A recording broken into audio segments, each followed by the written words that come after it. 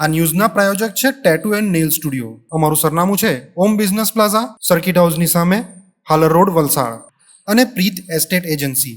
Flat, બંગલો, plot, વાડી, farm house, factory તેમજ ઓફિસના લેવેચ માટે અથવા ભાડા માટે સંપર્ક કરો.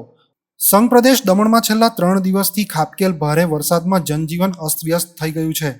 ગઈકાલે દમણના ખારીવાડ વિસ્તારના અલગ અલગ વિસ્તારોમાં વરસાદી પાણીનો ભરાવો થયા બાદ તંત્રએ કોઈ કાર્યવાહી હાથ ન ધરતા આજે અહીંના સ્થાનિક લોકોએ તંત્રની નિષ્ક્રિયતાનું પરિણામ ભોગવવાનો વારો આવ્યો હતો.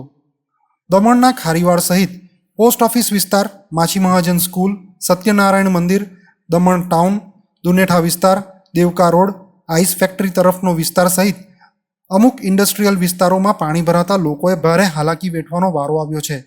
ઠેર ઠેર પ્લાન વગર તાણી બાંધેલ બિલ્ડિંગો અને વરસાદી પાણીના નિકાલની યોગ્ય વ્યવસ્થાના અભાવે અમુક વિસ્તારોમાં વરસાદી પાણીને વહેવા માટે રસ્તો ન મળતા આ પાણી બિલ્ડિંગોના ગ્રાઉન્ડ ફ્લોર પર આવેલી દુકાનોમાં ઘૂસી ગયા હતા, જેને પગલે લોકોએ ભારે આર્થિક નુકસાન વેઠવાનો વારો આવ્યો છે.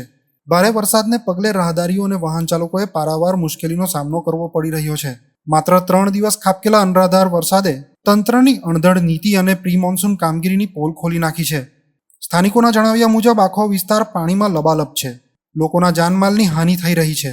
આવી હાલતમાં પણ અહીંના કાઉન્સિલર તેઓની ખબર કાઢવા સુદ્ધા નથી આવ્યા. જોકે આજે સ્થાનિક લોકોએ પાલિકા પ્રમુખને આ બાબતે જાણ કરતા પાલિકા પ્રમુખ અસ્પી દમણિયા તાત્કાલિક તેમની ટીમ સાથે ખારીવાડ વિસ્તારમાં પહોંચી ગયા હતા અને કર્મચારીઓ સાથે મોટર મારફતે વરસાદી પાણીના નિકાલની કાર્યવાહી હાથ ધરી હતી. અરબ સાગર પરથી સરકીને એક સાયક્લોનિક સર્ક્યુલેશનની સિસ્ટમ દક્ષિણ ગુજરાત આવી રહી છે, જેના પગલે આગામી 24 કલાકની અંદર સુરત, ડાંગ, તાપી, નવસારી, વલસાડ અને દમણ દાદરાનગર હવેલીમાં અતિભારે વરસાદનું ઓરેન્જ એલર્ટ જારી કરાયું છે.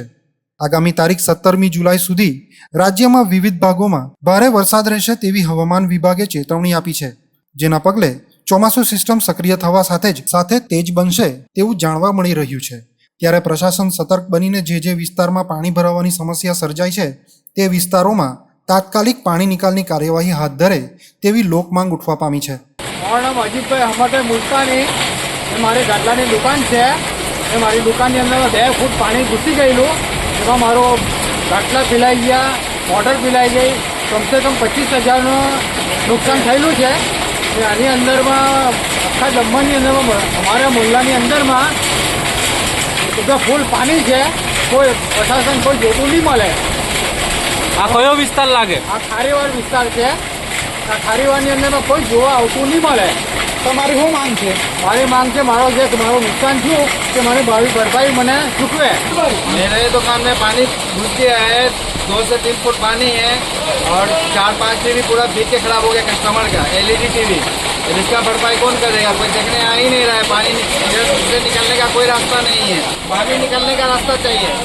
पानी जो जमा हो रहा है ये जमा नहीं होना चाहिए. पानी निकलते रहना चाहिए. यहाँ का काउंसिलर का क्या कहना है? वो तो आते ही नहीं है इधर देखने के लिए. काउंसलर तो आते ही नहीं, कोई नहीं आते हैं. ये काउंसिलर कब आते हैं? बस वोट के टाइम पे. क्या समस्या हो रही है? अरे पानी बहुत घुस जाता है इसमें.